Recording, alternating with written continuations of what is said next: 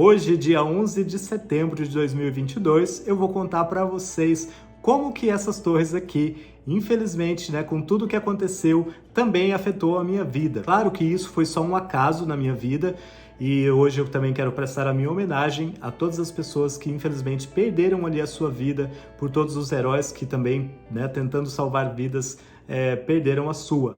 Mas eu vou contar para vocês a história do meu visto americano, o dia que eu tirei o meu visto de turista e o que tem a ver essas torres. Bora lá então, meu nome é Sandro Abraão, se você ainda não se inscreveu no canal, por favor se inscreva e deixe o seu like. Eu moro aqui nos Estados Unidos há 20 anos. Quando eu tinha 16 anos mais ou menos, um amigo meu decidiu morar ali na cidade de Boston. E a gente morava muito perto e eu fiquei com vontade de vir também para os Estados Unidos. Me acendeu a luz do sonho americano. Foi aí então que eu decidi tirar o meu visto, com 16 anos, sem dinheiro. E essa tarefa, vocês podem imaginar, não foi fácil. Mas na vida a gente tem que saber que nem tudo é fácil mesmo. E a gente, quando tem um sonho, tem que correr atrás do sonho. E foi isso que eu fiz. Bom, a primeira coisa que eu fiz foi o meu passaporte. Tá? Eu trabalhei, juntei o dinheiro, fiz lá o meu passaporte. Faz aí também, esse deveria ser o seu primeiro passo, tá bom? Para você que quer vir para os Estados Unidos, seja para passear, para morar, enfim. Feito o passaporte, então, na época, antes do atentado de 11 de setembro aqui, que derrubou essas torres, você precisava só mandar os seus documentos, passaporte, e o seu visto vinha para você, chegava até a sua casa em um envelope. Olha que maravilha que era, né? Porém, olha só, depois de muita dificuldade, pedindo meu pai para assinar um termo de responsabilidade que ele ia pagar as despesas, porque na época eu ainda tinha, acho que 18, 19, então eu não tinha vínculo no Brasil. Então eu tive que fazer tudo no nome dele. Eu coloquei, na época ele tinha uma autopeças, peguei o imposto de renda dele, peguei os comprovantes de pagamento mensal dele, bancos, cartão de crédito, tudo foi dele. E a parte mais difícil foi convencer que ele assinasse este termo lá para mim. Depois de muito tempo, gente, de verdade, durou muito tempo isso aí, ele decidiu assinar. Então eu já estava trabalhando, eu tinha ali meus 18, 19 e guardando o dinheiro para isso. E quando chegou o dia, finalmente depois dele ter assinado, eu não tinha todo o dinheiro, faltava um dinheiro. Foi aí que a namorada do meu pai ficou com muita dó e falou assim, vamos lá em casa. A gente pegou a televisão dela, passou no prego, vendeu, eu nem sabia até então o que era. Ela só falou, vem aqui comigo. E quando ela vendeu a televisão, gente, ela me deu o dinheiro. Vocês acreditam? Quando você tem algo na sua cabeça, quando você tem um sonho, o universo ele vai conspirando ali para que as coisas aconteçam. E enfim, eu peguei o dinheiro, todos os documentos e mandei para São Paulo, porque na época eu morava em Campo Grande, Mato Grosso do Sul, e o consulado mais próximo era em São Paulo. Tá, esperando lá os documentos que aprovassem e tudo, adivinha o que acontece? Os atentados de 11 de setembro, imagina só.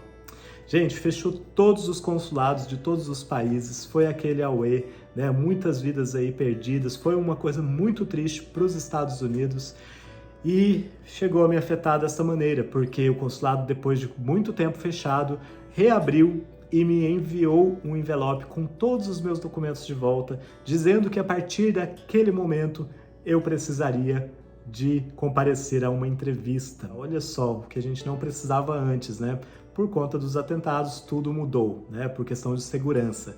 E aí, meu sonho teve que ser adiado. Não foi fácil. O meu processo para conseguir o meu visto durou aí cerca de, vou dizer, 3 anos no mínimo.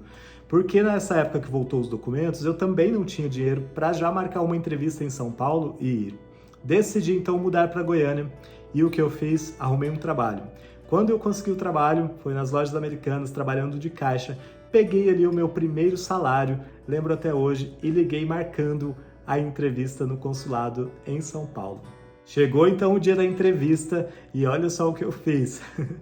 Gente, eu não tinha condições na época, realmente a gente não tinha condições financeiras, era uma situação assim de pobreza mesmo, né? Foi então que eu paguei um bate-volta. Ele para no Brás, em São Paulo, que parece um formigueiro. Eu tinha 19 anos, imagina. E desci no Brás, gente, quando eu cheguei, desesperado para ir para a entrevista e não atrasar. Peguei um táxi, não sabia nem onde estava entrando direito, e o cara me deixou lá na porta. O problema era para voltar, então escuta aí. Chegando lá na fila, Gente, eu com muita fome, né, que não tinha comido à noite, falei, eu vou tomar um café da manhã aqui, né? Tava na fila gigante e tinha um pãozinho de queijo com um café. E eu peguei o dinheiro, comprei ali, fiquei super satisfeito. Falei, agora tô pronto para a entrevista, né? Lá em Goiânia, só um detalhe, eu comprei uma corrente de ouro, coloquei um óculos na minha cabeça, que na época era cheia de cabelo, e simplesmente na minha cabeça eu coloquei, eu sou rico, eu tenho muito dinheiro e vou para os Estados Unidos. E foi o que deu certo, né?